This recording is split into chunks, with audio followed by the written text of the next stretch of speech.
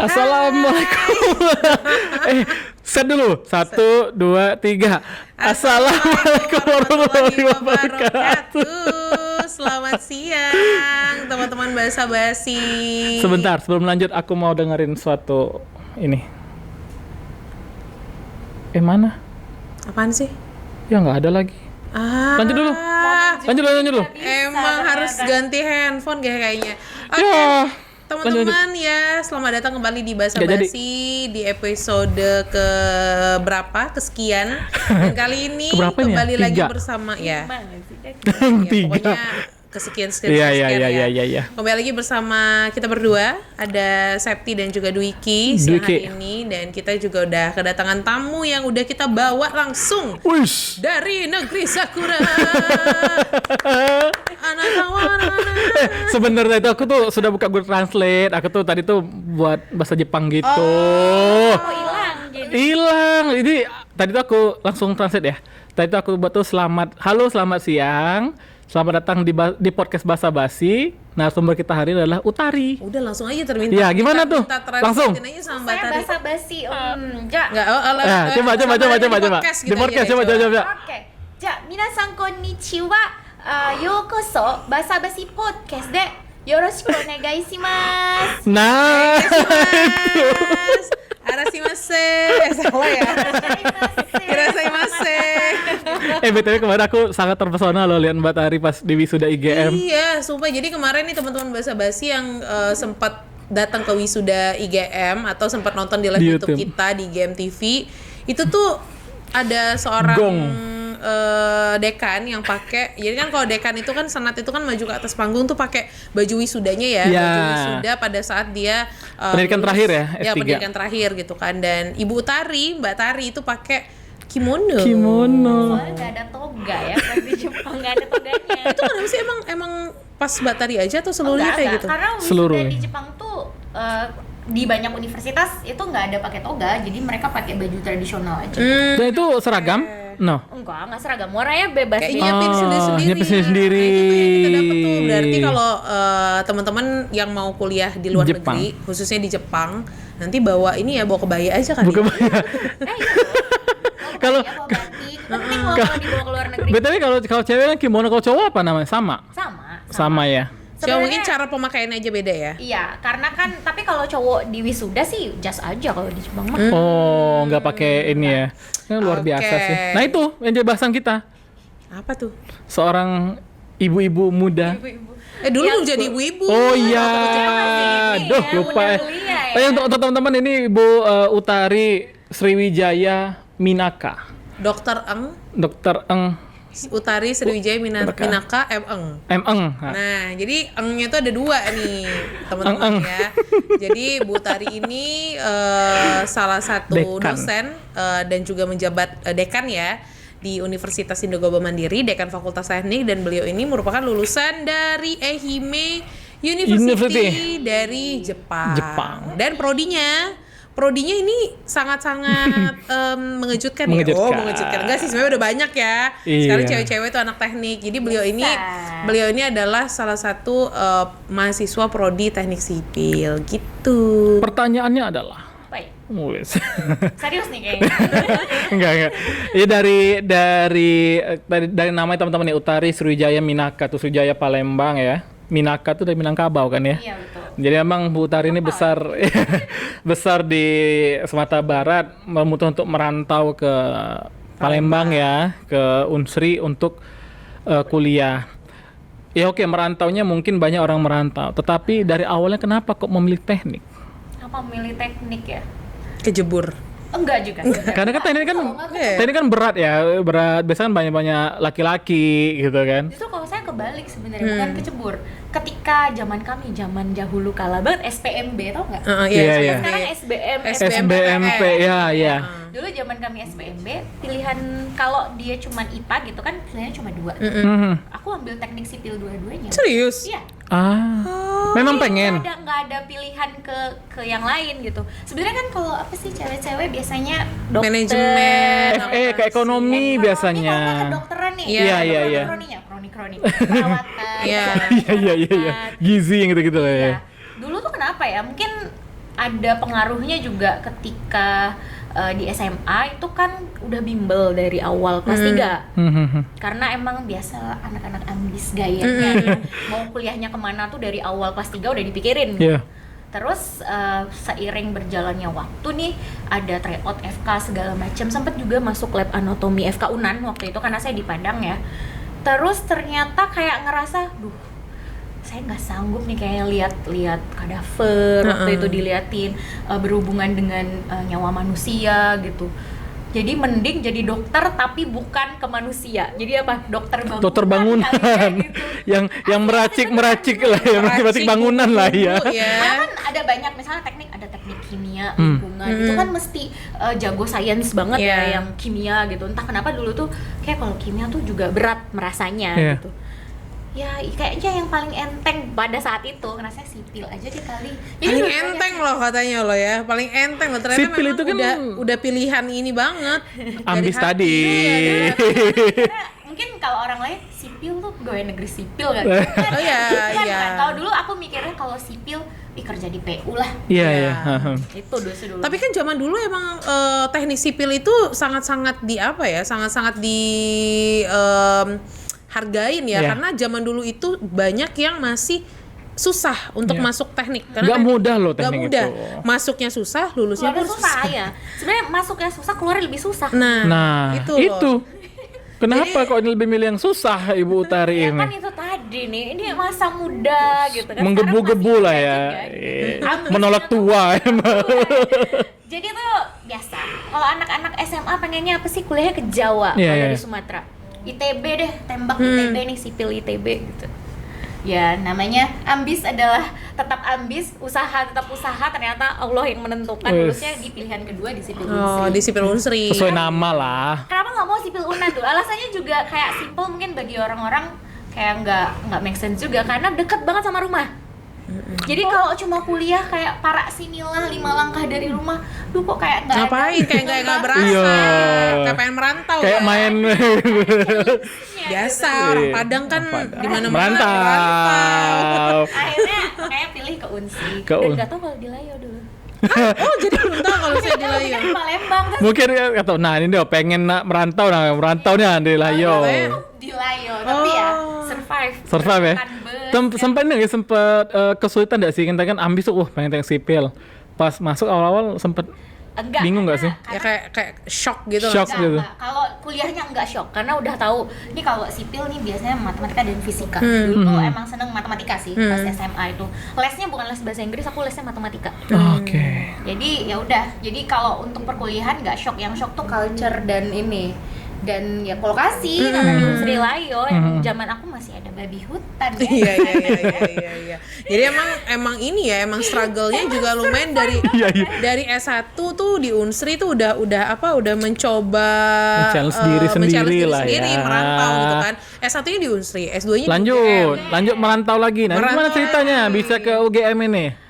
Jadi ketika S1 tuh udah jadi asisten dosen, jadi sempat dikasih ngajar di kelas, ngeliat lah jadi dosen tuh gimana. Terus ya namanya setelah 4 tahun kuliah tuh baru sadar kalau sipil tuh kalau nggak jadi engineer, kontraktor, ya mau jadi apa lagi gitu, harus ke lapangan. Dan sempat kerja praktek yang udah di lapangan terus, kayaknya berat juga ya kalau di lapangan terus jadi cewek gitu. Disarankan lah oleh si dosennya waktu itu, jadi dosen aja deh. Ya jadi dosen aja. Kalau perempuan jadi dosen tuh lebih fleksibel dan berdaya gitu. Akhirnya ya udah, padahal saya keterima kerja, saya kontraktor dulu sempet di sini, di Jakarta. Tapi jadinya cuma nggak sampai 6 bulan. Terus akhirnya minta saya mau lanjut kuliah Pak gitu. Berarti sempat nyicip corporate lah ya. Sempet lembur ke lapangan, panas-panas sempat ya. Terus akhirnya ya udah jadi dosen. Karena jadi fokus memang udah mau jadi dosen, ya nyari beasiswa kuliah. Akhirnya keterima lagi di UGM. Sebenarnya tuh kan dulu nggak lulus ITB kan, masih pengen sebenarnya. Tapi takut nggak lulus beasiswa. Takutnya dulu merasanya Jogja tuh lebih rakyat, lebih merakyat. Akhirnya milihnya UGM. Tapi beasiswanya dapat juga, alhamdulillah. Jadi Bu Utari ini 3-tiganya S1, S2 dan S3 tuh beasiswa. Jadi benar-benar nggak ngeluarin duit, 0 rupiah, dan sekarang udah jadi dokter dan ya balik modalnya lebih besar ya. Tapi aku penasaran dengan perjalanan di Jepang ya. Mungkin kan tadi oke lah ya, merantau dari pindah provinsi dulu, terus pindah ke lain pulau gitu kan. Nah ini pindah ke lain negara gitu kan. Nah ini pertanyaan, kenapa memilih Jepang? Oke, kenapa Jepang gitu? Pada saat sebenarnya kalau alasan logisnya karena pada saat S2 itu udah pernah exchange ke sana. Jadi salah satu negara yang paling gampang untuk dimasuki dan tahu caranya ya adalah ke Jepang gitu. Karena udah ada pengalaman Tapi kalau dari alasan pribadi kan dari S2 nih sebenarnya kan udah fokus ya di geoteknik nih. Aku cerita dikit di geoteknik namanya. Jadi teknik sipil tuh ada banyak bagian-bagiannya. Saya udah memilih di bagian bawah gitu, di bagian tanah gitu, avatar pengendali tanah. nah itu kemudian kita ngelihat nih kalau tanah itu kan ke bencana gempa lah, ke kondisi alam itu yang cocok sebenarnya kan ya mirip-mirip sama Indo tuh di Jepang. Mbak. Yang paling deket ya karena di sana juga banyak ini ya, banyak gempa, banyak sama negaranya kepulauan gitu. Ya Amerika bisa juga sih, tapi mungkin pada saat itu merasa cukup jauh untuk dijangkau gitu. Jepang nih masih Asia Timur, masih Asia lah gitu. Tapi apa sih yang harus dipersiapin? Karena kan banyak ya orang-orang yang mau keluar negeri itu kan kendalanya bahasa gitu kan. Apalagi ya biasa ngomong bahasa Padang gitu kan, tiba-tiba harus ngomong bahasa Jepang, ya dari logat-logatnya sih mirip ya, tapi kan dari segi vocabnya juga sangat berbeda gitu loh. Mungkin teman-teman basa-basi ada yang mau keluar negeri ke Jepang gitu kan, termasuk tadi aku sebelum ini tadi aku ngobrol dulu di ruangan bodekan tadi di spill dikit lah itu. Namanya udah Jepang banget, udah cocok sih sebenarnya, bisa sih. Tadi minta petuah lah sama ibu sama Bu Tari. Tahu ya. Mau di-share di sini. Nah, jadi mungkin teman-teman ada yang mau tahu nih apa sih yang harus dipersiapkan gitu kan, karena dari segi bahasa, dari segi culture juga itu sangat berbeda gitu loh. Paling kalau teknis kita bicara berarti yang harus disiapin namanya keluar negeri ya. Keluar negeri ini mesti ada persyaratannya dulu sebelum nyampe sana. Berarti persyaratan apa? Kalau mau kuliah ya akademik. Akademik berarti butuh tes bahasa Inggris karena yang paling common ya bahasa Inggris. Minimal ya TOEFL atau IELTS yang dengan standar tertentu. Mungkin untuk Jepang karena dia non English speaking country, dia masih lebih ramah lah terhadap nilai TOEFL ya. 550 ITP, IELTS tuh 6,5. Nggak minta 7 dan lain-lain kayak Eropa ya. Itu dulu. Jadi kalau kamu mau tes beasiswa apapun yang diminta mesti tes TOEFL. Sama proposal research. Jadi proposal disiapin. Nah, setelah kamu punya dua benda ini nih, kalau untuk akademik nih, kalau mau keluar negerinya, ya udah sodorin aja beasiswa A, beasiswa B, beasiswa dicoba C. Ya. Dicobain semua. Karena kalau beasiswa itu nggak bisa kalau aduh aku nggak mau ribet ya udah nggak usah ikut beasiswa. Karena pasti persyaratannya juga banyak. Ada rekomendasi Allah harus begini harus begitu. Yang pasti dua itu dulu, itu paling mumpuni gitu. Tahu mau ngapain, punya modal bahasa Inggris. Ya, dan ternyata untuk S3 itu udah harus menyiapkan proposal risetnya ya. Jadi bukan ibaratnya kalau kita kan skripsi itu kuliah dulu baru menyiapkan judulnya di akhir ya. Nah, ternyata kalau misalnya S3 tuh teman-teman harus sudah mempersiapkan apa nih yang mau diriset gitu kan. Jadi nanti pada saat di sana kita udah tahu nih guidance mau ngapain gitu. Guidance awalnya. Sudah ada goals-nya lah ya. Goals sudah ada, tinggal prosesnya itu mau kemana. Nah, Mbak Tari sendiri kemarin ngambil apa disertasinya di Jepang? Disertasi saya tentang likuifaksi. Likuifaksi nih. Likuifaksi adalah kejadian ikutan setelah gempa. Mungkin kalau nggak familiar likuifaksi, pernah dengar pasti kalau di Palu ada tuh video amatirnya banyak tiba-tiba. Ibaratnya kalau kita di Palembang, kita lagi duduk di IGM nih di Polda, tiba-tiba nih gara-gara gempa kita nyampe di Caritas. Gerak tanahnya. Jadi tanahnya gerak. Nah, aku udah pernah ditunjukin videonya. Itu literally tanahnya tuh berpindah gitu loh. Pindah. Berapa kilometer gitu ya, Mbak ya? Iya, yang di Palu tuh paling gede banget, paling jauh. Biasanya sih dikit pindahnya. Ini tuh pindahnya sampai 500 meter, sampai berapa kilo. Bangunannya roboh tapi. Iya. Kan?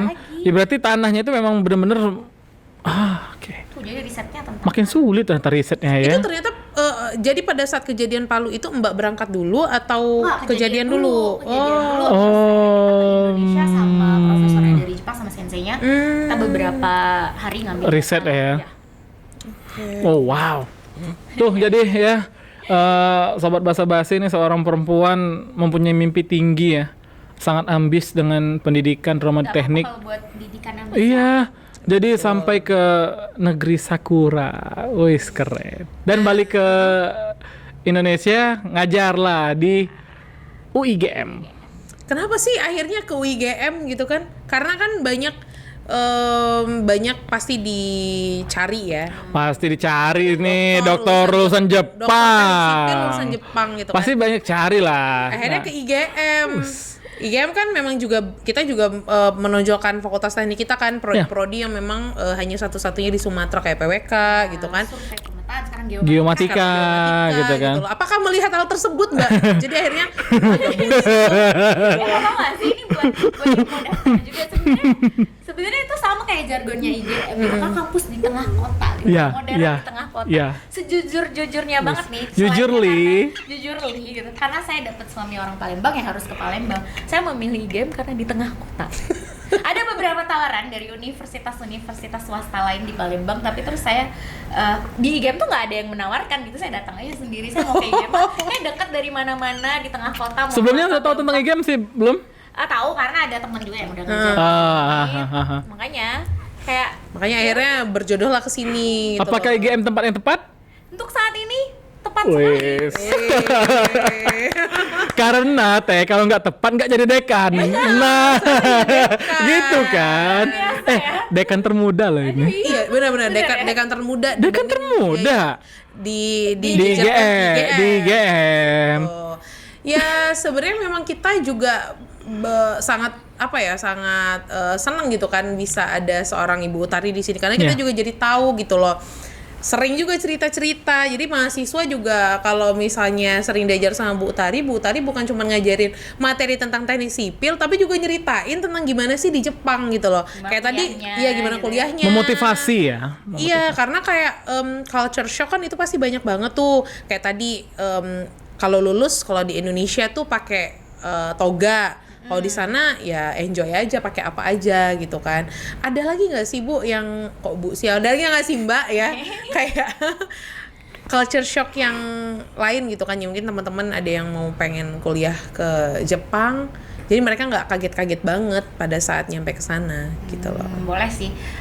Tapi sebelum saya cerita culture shock di Jepang tadi udah nyinggung-nyinggung di IGM gitu ya jadi dekan. Tapi menurut saya ya, ini bukan endorse bukan apa ya. Kalau di IGM tuh karena banyak diaspora gitu. Jadi kita tuh benar-benar banyak hasanah ilmu dari beberapa negara.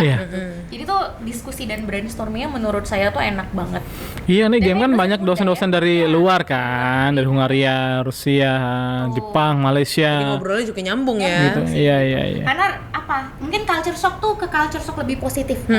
Suasana riset gitu. Suasana penelitian di luar negeri sama di Indo tuh ya pastilah ada bedanya gitu ya. Tapi mungkin yang saya shock di Jepang tuh juga masalah etos kerja. Mereka kan sangat disiplin banget ya sama waktu. Itu dulu saya waktu di lab, waktu masih zaman jadi mahasiswa, itu dari jam 8 pagi sampai jam 11 malam gitu. Karena ya ada schedule yang tau lah kalau anak teknik mah tahu pasti harus begadang gitu ya, nggak bisa nyantai-nyantai. Jadi ternyata mereka sangat strict to the rule. Terus juga yang saya terapkan di sini nih salah satunya adalah supaya mahasiswa skripsi nggak hilang itu mesti setiap seminggu sekali ada laporan progres, sebulan sekali kita ada seminar bersama gitu. Jadi ini mahasiswa-mahasiswa yang semester 8 gitu kan yang udah nggak ada kuliah nanti bimbingannya sebulan sekali kan. Tapi kalau di sana nggak bisa, makanya semua lulus tuh insya Allah tepat waktu gitu. Karena dikontrol terus. Ini progresnya per minggu gitu ya. Masalahnya apa kalau udah ada kendala ya segera gitu diselesaikan mau kayak gimana. Jangan ngilang. Dan akhirnya itu diterapkan sama Mbak Utari. Saya sama teman-teman di teknik gitu. Saya minta seperti itu sih sekarang gitu. Jadi mau prodi apapun sekarang jadi kalau bisa ya terkontrol gitu seminar progres lah ibaratnya. Nggak usah formal-formal udah kayak gitu kayak kita ngobrol sekarang tapi jelas gitu. Kamu tuh lagi apa sih? Bagian apa sih yang susah gitu. Step apa sekarang yang lagi ditempuh gitu. Terus masalahnya di mana kita bantu gitu kalau misalnya. Ya itulah kan gunanya bimbingan. Betul. Dosennya nggak tahu mahasiswa tuh masalahnya apa gitu. Ya kadang karena gini ya, kini fenomena juga sih di Indonesia gitu kan. Kadang-kadang mahasiswa tuh semangat di awal, pertengahan ke akhirnya mereka ngilang.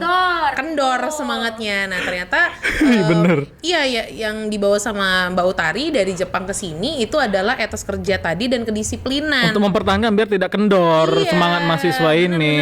Kita ini manusia pastilah nggak mungkin on fire terus robot kali ya. Tapi ada nggak sih Mbak waktu pas di Jepang pengen sempet nyerah gitu? Pengen balik aja, pengen pulang. Ada banget dong. Tadi baru juga diobrol sama Tari tadi. Apa Mbak nama tadi? Yang mana? Yang tadi dikirim gambar tadi apa namanya? Oh ini Dunning-Kruger Yes. effect gitu. Dunning-Kruger effect. Apa Jadi itu? kita tuh manusia kalau lagi kuliah nih di bidang pendidikan gitu ya, itu ada grafiknya. Jadi kalau pengetahuan kita masih rendah, biasanya PD kita tuh tinggi. Oke. Jadi gue tahu nih ini apa gitu, grafiknya di atas. Ketika makin kamu knowledge-nya makin tinggi, itu PD-nya makin Nurun. I know nothing. Aduh aku kalau bahasa Palembang ya, aduh aku buyanin kok aku Iya, nggak tahu sih. iya. Semua. Nah ini yang lagi pernah tesis yang nyoba ini, nah kan pasti tahu tuh. Iya. Ada di masa titik terendah. Aku ini ngapo ya kesini aja. Kayak tiba-tiba blank ya? Iya, kayaknya udah kaca tamat deh. Ada banget itu. Kayaknya udah kaca deh gawe ke ini. Tapi kan pasti kita berprogres ya. Jadi kalau ada masalah ya kita cari solusi gitu. Terus akhirnya nanti baru gaining ini lagi ketika Naik ilmunya lagi. udah banyak tuh sadar, oh iya, I know something kayak gitu. Tapi perjuangannya tuh nggak mudah. Iya. Ini sesuatu yang diraih dengan perjuangan, keringat, darah, air mata. Beneran itu berdarah-darah, aku nge-lab aja sampai luka-luka kayak gitu. Jadi Ya, karena harus ini kan sambil praktek juga iya, gitu kan. makanya jadi kalau bisa sih, ya nggak tahu sih kalau menurut saya kalau kamu S3 gitu. Kalau kamu sombong tuh ya kamu ngapain pas sekolah gitu. Iya. Aku merasa kamu merasa di titik terendah kamu nggak tahu apa-apa. Iya. Masa sih nggak pernah gitu. Udah pernah aku sampai nelpon, untung orang tua aku suportif, jadi nelpon pulang, Bu kalau nggak lulus S3 boleh nggak pulang ya? Pulang aja kayak gitu. Oh, udah sampai kayak gitu Sampai di ya. titik Nah, itu karena- udah ini ya. di luar negeri loh. Iya. Kalau di Indo mah udah jajan seblak dulu deh, jajan Iya. seblak dulu deh gitu. Di Jepang? Di Jepang apa ini ke negara yang nggak bisa bahasanya. Iya. Tapi ya sebenarnya dukungan yang suportif dari keluarga tuh sangat penting ya. Tadi kata ibu aku ya udah pulang aja gitu, kan nggak ditanya juga nanti sama malaikat dikubur misalnya kamu lulus nggak S3-nya gitu, serius Iya, supaya iya. untuk menenangkan hati aku Iya. doang gitu. Terus aku tanya ibu aku pas pulang, emang ibu yakin aku pulang? Enggak, kamu nggak bakal pulang kok, kata. Paling besoknya ya udah tidur dulu aja, besok nanti dipikirin lagi gitu. Jadi oke. boleh kita tuh menekan misalnya ke mahasiswa ke apa, ekspektasi kita tinggi, tapi ya kita cek dulu gitu. Kadang ada yang di titik itu dia nggak butuh gitu untuk di ayo nah Iya. nggak butuhnya ya udah gitu. Takes time gitu. Iya, text time, silahkan istirahat dulu. Istirahat, masuk pit stop dulu lah istilahnya ya, pit stop dulu. Nggak mungkin semangat terus. Udah ini ya. Iya. grafiknya Tadi ya. pas Mbak Tari apa ngasih tahu efek tadi, bener juga ya. Cepet ya, berarti Iya, tadi itu ngerasakan iya, ya. Pak kita tuh ngobrol dulu ya, brainstorming lah ya. Aku rencananya memang mau S3 gitu kan.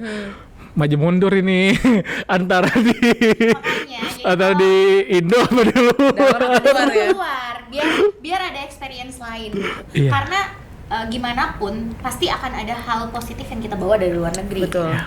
Walaupun di Indo ya nggak kalah bagus ya, univ-univ di Indo tuh bagus-bagus banget, tapi nggak ada salahnya mencoba. Doain ya. Iya. Ya, bismillah. Bismillah, mudah-mudahan dilancarin semua. Amin. Ya. Nah, kita masuk. Kita kulik sebagai dekan tadi. Waduh, ini tadi baru ini ya Itu kan personal life. personal life kan. Di teknik sendiri, Mbak Tar mungkin sobat basa basi ataupun pemirsa yang nonton nih. Di teknik game sendiri ada berapa program studi sih? Ada 5. Boleh di spill Saya dong. teknik sipil ceritanya, karena saya Home base. teknik sipil. Home base-nya teknik Ada sipil. Terus ada arsitektur, ada perencanaan wilayah dan kota, teknik geomatika, sama K3, Oke. keselamatan dan kesehatan kerja. Oke. Saya mau highlight dulu nih.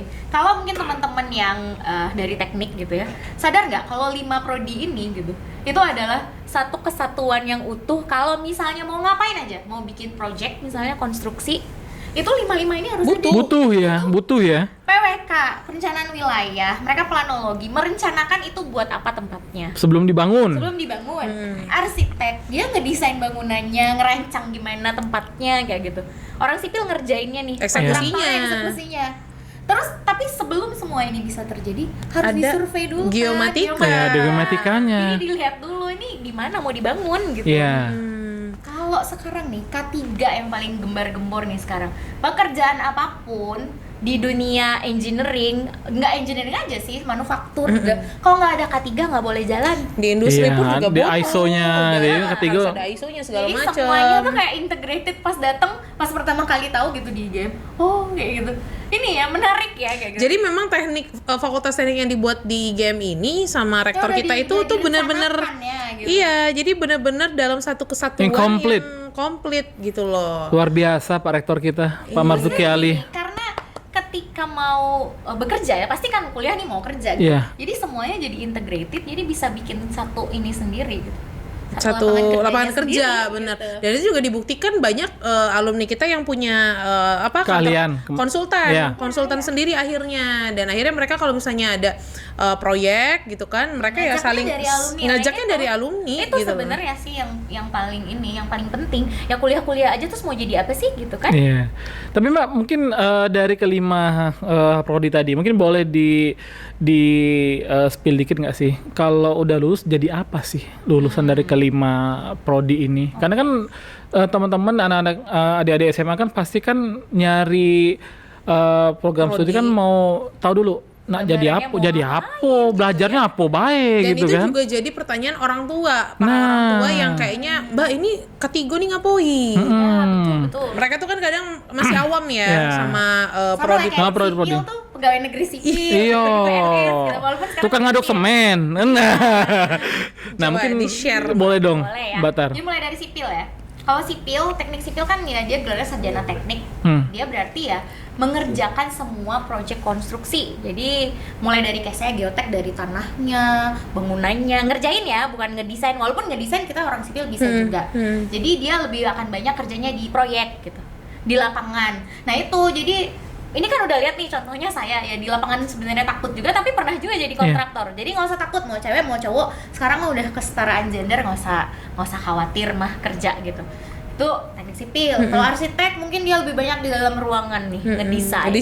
Ngedesain bikin bangunan, semua bangunan-bangunan yang ada di Palembang kayak bangunan tinggi itu semua kalau nggak desain arsitektur siapa yang bikin gitu.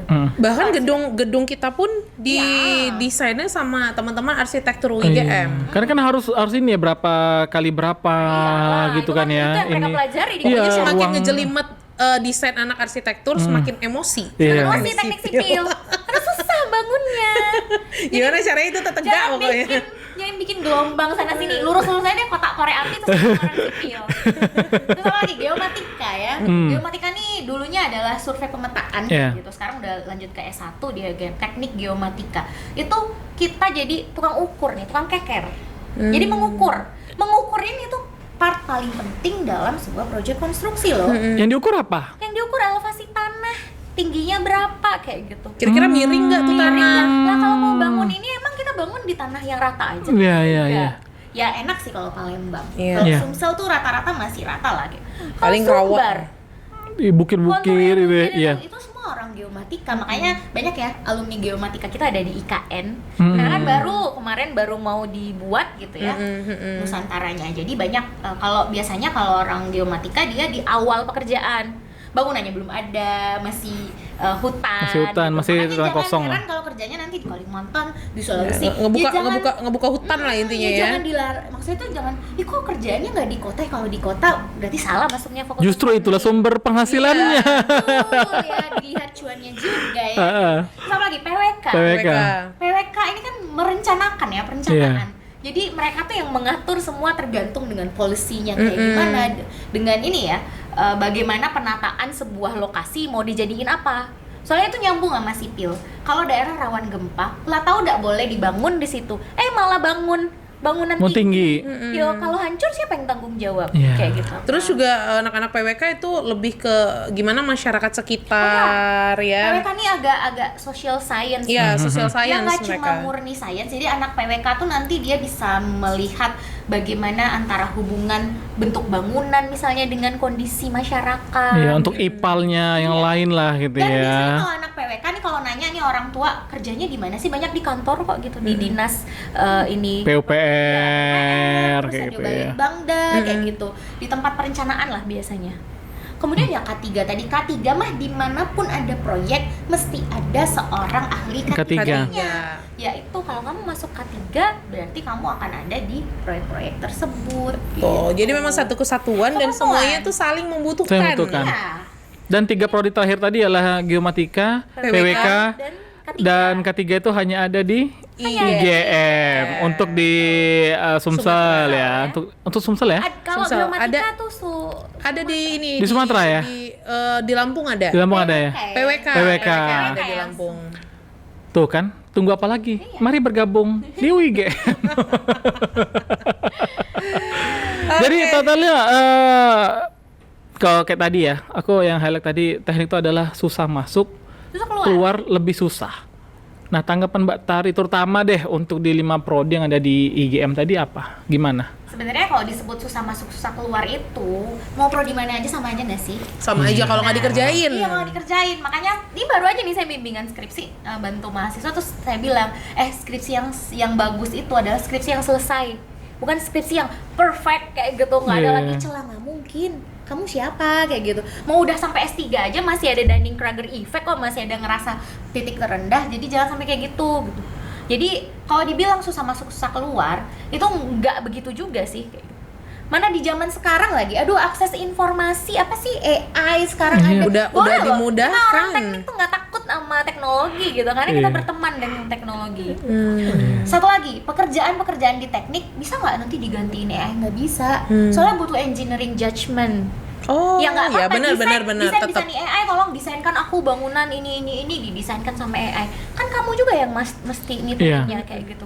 Kamu bisa ngejudge nggak? Ini bisa dibangun nggak di tempat yang sudah direncanakan? Tetap aja butuh seorang point of view dari engineer-nya. Iya, ada gitu. sisi humanisnya yang harus ada gitu. Jadi menurut aku kalau dibilang gampang susah masuk susah keluar enggak gitu. Kamu udah banyak bantuan, dulu nggak harus baca satu-satu buka buku di perpus, sekarang mah tinggal one click away. Iya kayak sih. gitu. Dan zaman dulu kalau inget ya, teman-teman arsitektur itu kan harus menggambar mesti dikorek gitu. Iya. kalau Korek. salah. Kalau sekarang udah ada digital. Digital pakai AutoCAD ya dan lain-lain gitu kan. Aduh, masa sih gitu, itu mungkin effortnya, ayo dong ambis.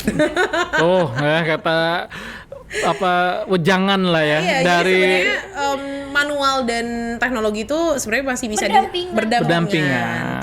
Tetap harus bisa. Anak arsitektur harus tetap bisa narik garis lurus ya. Betul. Harus tetap bisa, tapi ya masih bisa dibantu juga sama. iya, BTW arsitek harus bisa garis lurus gitu. Iya, harus bisa. Bukan cuma garis lurus, Oh, iya. Bisa waktu itu. harus bisa bikin 3 garis dengan 1 pensil. Iya, Jadi 3 ketebalannya garis. beda. Bukan masalah lurus aja. Jadi dia apa gimana? 2B gitu ya. Iya, jadi dia beda. Setiap pensil tuh dia punya Beda goresan tekanannya, masing-masing. goresannya. Memang aku nih anak sosial. Bukan Coba arsitek. ngobrol sama dosen-dosen arsitek. Iya, jadi harus minimal Seru banget. lurus ya. Pokoknya harus lurus mereka. Jadi benar-benar mereka tuh Terus kalau bikin ketepatannya. set, gitu kan. Saro ini matola silinder. Ya makanya kan Memang. semua ada di step. Iya. Ya balance dunia ini. Benar. Jadi ngobrolin sudah banyak yang kita obrolin tadi ya. Menurut seorang Mbak Tari ya, gimana nih untuk teman-teman ngelihat yang pengen masuk mungkin ke IGM ya, karena kan judgement universitas swasta gitu kan, itu kan masih banyak gitu stigmanya di masyarakat. Tapi dengan kualitas dosennya, kualitas institusi kita gitu kan, gimana caranya biar teman-teman nih nggak ragu gitu loh untuk To the masuk point, ke IGM. maksudnya, IGM tuh mahal. Ya sebenarnya gini ya, mahal atau mahal tuh relatif tentang apa yang kamu dapatkan kayak gitu. Makanya kayak tadi dibilang, saya mungkin kesini alasan pertamanya tadi karena deket, tapi ternyata ketika masuk ya no endorsement tadi, saya merasa karena dosen-dosen diaspora gitu. Jadi benar kata Mbak Septi, kalau misalnya mau masuk teknik nggak usah takut deh, orang-orangnya tuh banyak dari lulusan luar negeri. Terus udah nggak ada tuh kuliah zaman dulu yang dosennya nggak bisa ditemui. Killer, dosen killer. Nggak ngerti. Kalau sekarang tuh udah apa ya? Dosen tuh udah lebih humanis, Iya. dan fleksibel. Benar. Ya. Jadi dosen-dosen di UIGM tuh karena banyak yang muda-muda gitu, jadi nggak ada tuh kesulitan komunikasi. Maka checklist kesusahan satu udah dicoret Yes. ibaratnya kayak gitu. Terus apa? Kalau masalah ilmu karena kita update terus ya, dari kayak saya bawa dari Jepang, dan kita kan nggak mungkin ya cuman stuck pakai begitu aja terus, karena ya udahlah common sense-nya begitu. Ilmu turun menurun istilahnya ya. Kita kan selalu berubah kayak tadi ada AI, ada teknologi. Pastinya terus kita memperbaiki diri. Terus kalau masalah stigma ya kayak gitu, cobain aja dulu kali ya, dateng lihat kayak gitu gimana dengan fasilitas yang ada, gimana kuliah di sini gitu. Betul. Jadi memang itu hal-hal dan alasan kenapa teman-teman tuh harus minimal datang dulu ke sini, lihat dulu, cek dulu, karena tanya dulu gitu kan, karena dosen-dosennya itu benar-benar yang dijaga kualitasnya, lulusannya juga memang bukan abal-abal bisa dibilang gitu ya, dan pastinya juga yang tadi Dwiki bilang humanis dan juga fleksibel. Sama itu mungkin sesuai dengan moto kayak your success is our commitment, maksudnya nggak cuman bisa kuliah aja, setelahnya mau ngapain gitu. Jadi ada hal yang mungkin nilai tambah atau uniknya dari kita ya, kita tuh berusaha nanti setelah tamat dari sini tuh mau ngapain sih, di dunia kerja tuh gimana sih gitu. Pasti kerja ya. Kayak kemarin baru wisuda langsung ada terima gitu kita kan. Memberdayakan alumni. Iya. Gitu. Dan juga dia alumni itu minimal bisa magang di prodi kan di 1 tahun. Jadi ya teman-teman yang nonton ya, jangan ragu untuk masuk IGM sebenarnya ya.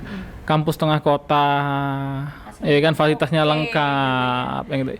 Minimal dosen-dosennya ya kayak gini lah ya, dosen-dosennya. Iya, dan untuk teman-teman juga yang mungkin penasaran dengan Ibu Utari ya, Ibu Utari open di Instagram ya. Jadi apa IG-nya Mbak? Kalau misalnya pengen tanya-tanya dulu, masih ragu teknik sipil itu seperti apa, atau jurusan-jurusan teknik lain ya Bu ya, ada di Instagramnya di @ariwaratari. Yang suka Jepangan mungkin bisa juga follow. Kita ada, nah di IGM tuh ada loh Japanese Club juga. Iya, baru launching ya. Namanya Sakura Japanese Club. Nah, jadi kalau nanya aku cintanya Jepang, Bu, sini dulu. Pertama cintanya Jepang, terus cintanya IGM. Ya, itulah dia. Oke, Ibu Tari, terima kasih banyak. Mbak Tar.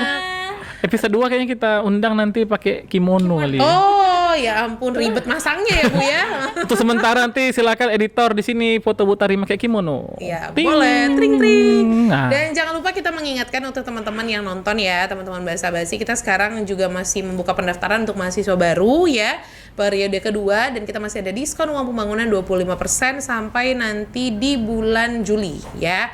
Dan Juni ya, Juni ya. Oke. Jadi teman-teman yang mau daftar silakan daftar, cek di webnya di pmb.uigm.ac.id, dan juga cek Instagram kita boleh di @universitas_IGM. Dan juga jangan lupa follow Instagram Basa Basi ya, @basabasi IGM TV ya. Ya. IGM Basa Basi _IGM. Follow juga IG Palembang Info, karena untuk informasi tentang UIGM itu juga ada di Instagram Palembang Info. Oke, udah lengkap semuanya. Kita bertiga pamit dulu ya.